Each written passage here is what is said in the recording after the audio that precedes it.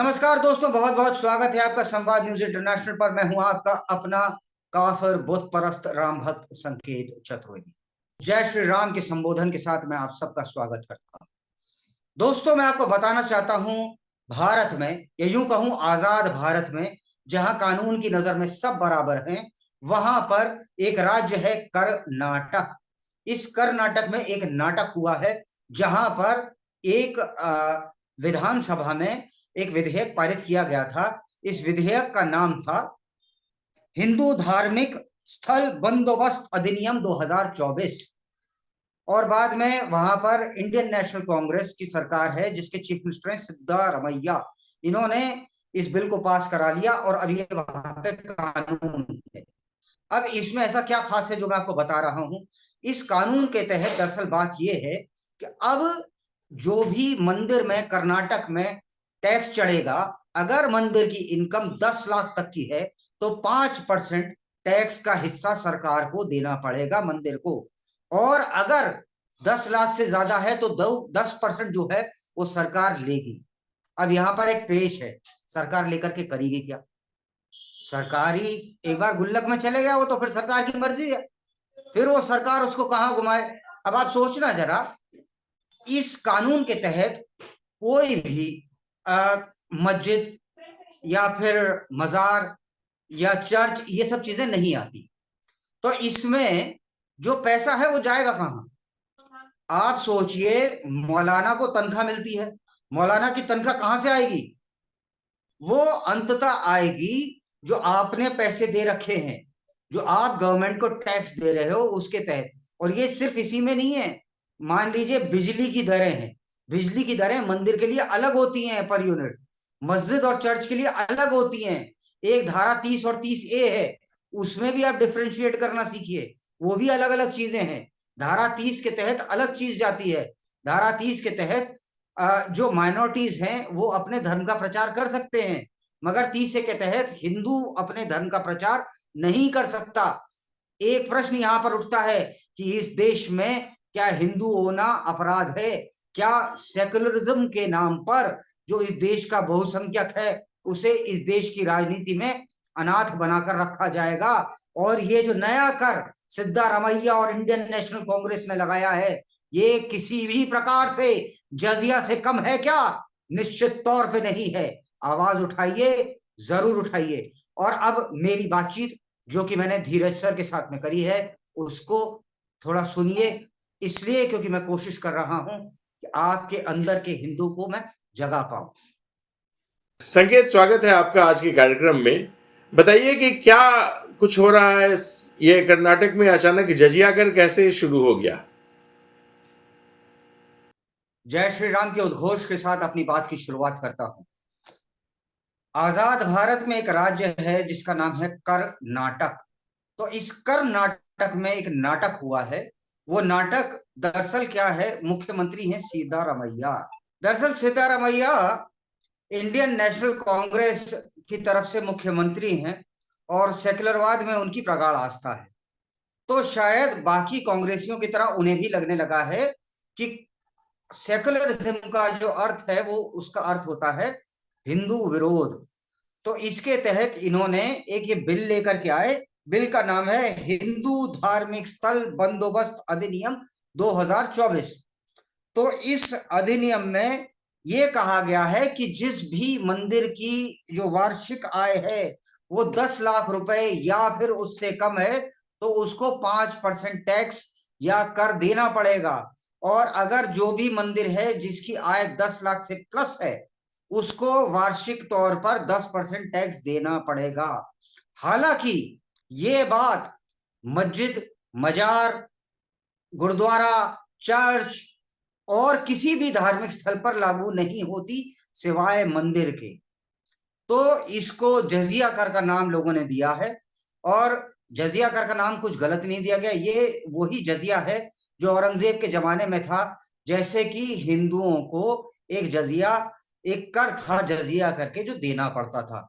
उस कर का अर्थ ये था कि अर्थात आप हिंदू हो, अगर आप अपनी धार्मिक यात्रा पे जा रहे हैं तो आप औरंगजेब को कर देंगे, आप मुगल सल्तनत को कर देंगे। जिसको बाद में अकबर ने अबॉलिश करा था, मगर ये फिर से लागू हो गया था और अब ये दोबारा घुमा फिरा करके वैसी ही स्थिति फिर हो गई है। अब सिद्धारमैया अपने आप को नए औरंगजेब समझ रहे हैं और शायद उनके सत्ता की चाबी, या निश्चित तौर पे उनके सत्ता की चाबी 10 जनपद से ही चलती है। तो बिना 10 जनपद की सहमति के ये हुआ हो, ये संभव नहीं है। तो इस बारे में क्या जो हिंदू संगठन है या सनातनी संगठन है, उनके पास कोई कानूनी या रास्ता नहीं है? क्या वो कानून के शरण में नहीं जा सकते हैं? देखिए, कानून के शरण में तो वो जा ही सकते हैं, क्योंकि ये बेसिकली उल्लंघन है समानता के अधिकार का, राइट टू इक्वालिटी का, जो प्रियम्बल ऑफ इंडियन कॉन्स्टिट्यूशन में दिया है। उसका अर्थ ये हो गया कि कानून की नजर में सब बराबर हैं। अगर कानून की नजर में सब बराबर हैं, तो आप एक व्यक्ति को सिर्फ इस बात के लिए कर लगा रहे हैं क्योंकि वो हिंदू है, क्योंकि वो मेजोरिटी में है। ये इस देश के मेजोरिटी का माहौल उड़ाना नहीं तो और क्या है। ये तो हम संदेश खाली से लेके केरल तक देखते ही आ रहे हैं। यहाँ पर हिंदू होना पाप है, यहाँ पर हिंदू राजनीतिक अनाथ है, यहाँ पर हिंदू होना एक दुस्वप्न है। और याद रखा जाए कि यहां से भगाए जाओगे तो कहां पर जाओगे। मगर इस बात की इबारत आज से नहीं, 15 अगस्त 1947 से ही रख दी गई थी, जब एक ऐसा व्यक्ति देश का प्रथम प्रधानमंत्री बना था जिसने कहा था, by matter of chance I am a Hindu. अगर by matter of chance you are a Hindu, तो तुमने अपने नाम के पीछे पंडित क्यों लिखा था? तुम्हें कोई शर्म नहीं आ रही थी? कह रहे हो I am matter of chance I M Hindu, तो क्यों लिख रहे हो पंडित? लोगों को बेवकूफ बनाना का तुम्हारा काम था। नहीं, वो तो जैसे अभी राम मंदिर के प्राण प्रतिष्ठा में भी दिखा कि कोई भी जो भाजपा को छोड़कर कोई भी नेता, किसी भी पार्टी का नेता इसमें गया नहीं, इस प्राण प्रतिष्ठा समारोह में, बल्कि उसका माखौल उड़ाया लोगों ने। तो ये जो बहुसंख्यक समाज है हिंदू या सनातनी, उसका मजाक उड़ाना तो हमारे लिए एक परंपरा बन गई है। जो भी थोड़ा सा अपने आप को प्रोग्रेसिव या एंटी बीजेपी साबित करने की कोशिश करता है, उसको सीधे सीधे बहुसंख्यक जनता का ही मजाक उड़ाना होता है। लेकिन ये जो कर लगाने का और हिंदू मंदिरों पर कर लगाने का जो एक प्रपोजल है, ये तो सरासर बर्दाश्त से बाहर है। न सिर्फ समझ से बाहर है, मैं आपको बताता हूं कि आप कह रहे थे ना कि जो सेकुलर हैं या जो कांग्रेसी हैं वो राम मंदिर की प्राण प्रतिष्ठा में नहीं गए थे। मैं आपको बता रहा हूं, आप गलत कह रहे हैं। कुछ गए थे, वहां पर लगा रहे थे जय श्री राम जय श्री राम, और कांग्रेस का झंडा हाथ में था। मैं तो चाहता हूं आप विजुअल्स भी लगाएं, वो जो जय श्री राम और झंडा लहरा रहे थे।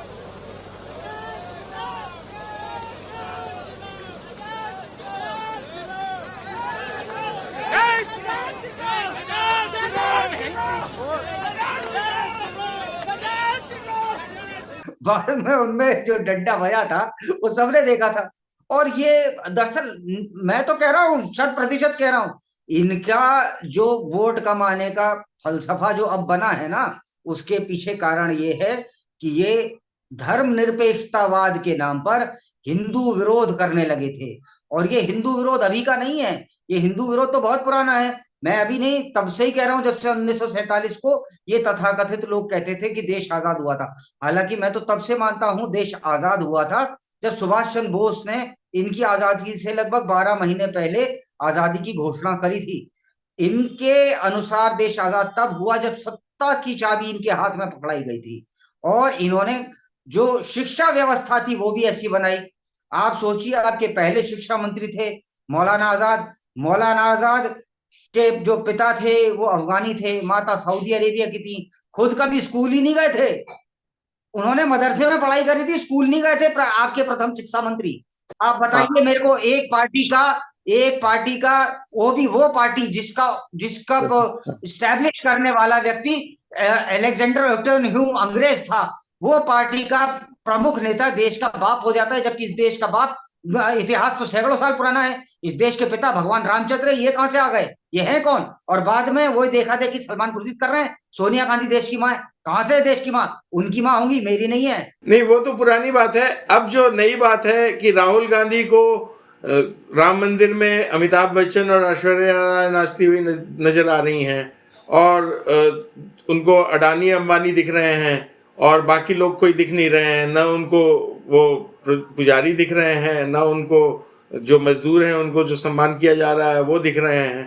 तो ये तो एक इनका, जब मंदिर के विरोध में बोलना है तो कुछ भी बोल दो, ये इनकी परंपरा हो गई है, क्योंकि इनको लगता है कि मंदिर के विरोध में बोलने से जो अल्पसंख्यक लोग हैं ये खुश हो जाएंगे और उनको समर्थन करने लगेंगे, उनका वोट देने लगेंगे, और जो बहुसंख्यक वो तो मूर्ख है, वो तो इनको वोट देगा ही देगा, ऐसा इनको लगता है।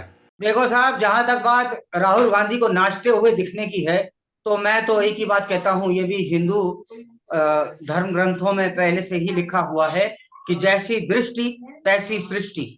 अब जैसी उनकी दृष्टि है वैसी ही उन्हें सृष्टि दिख रही है।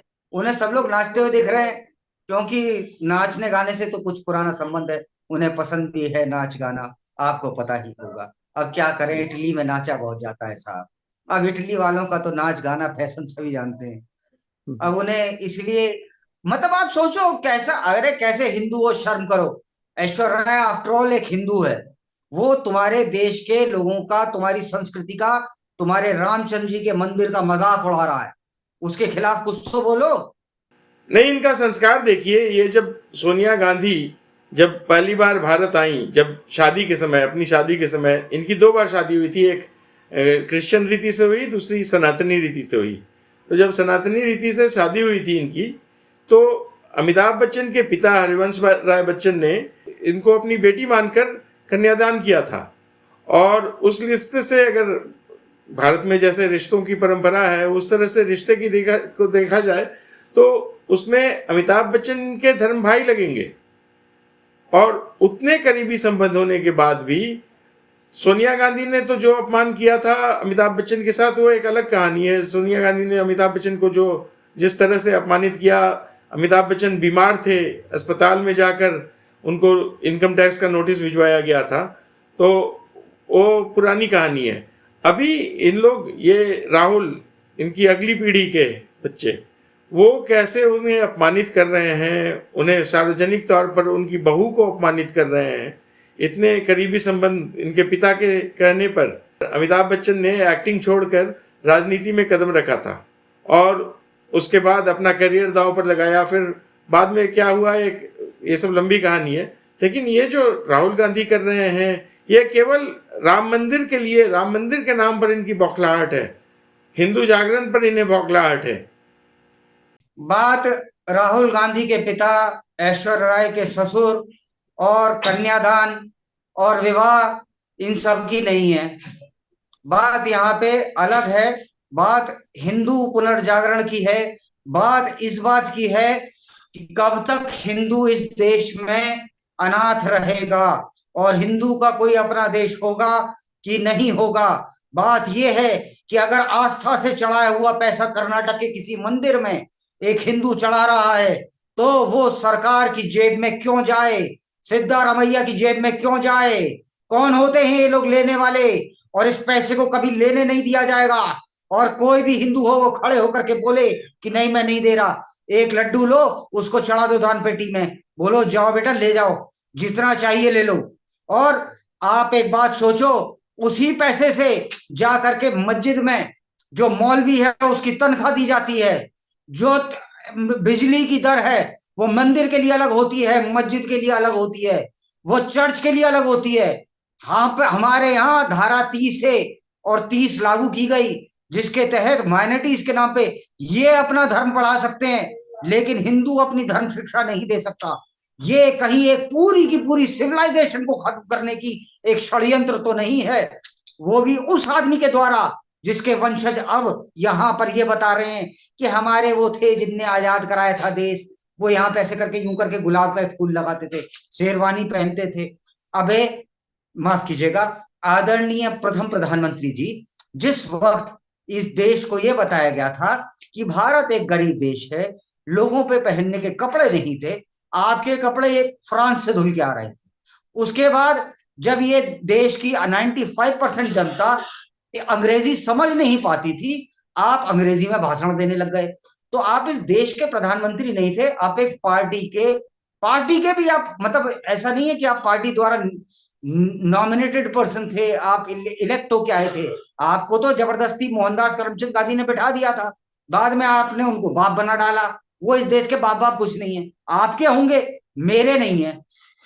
नहीं तो कांग्रेस पार्टी भी तो अंग्रेजों की बनाई हुई पार्टी थी, और उसके जो कर्ता धर्ता थे शुरुआती, एओ ह्यूम साहब, वो भी तो अंग्रेज थे।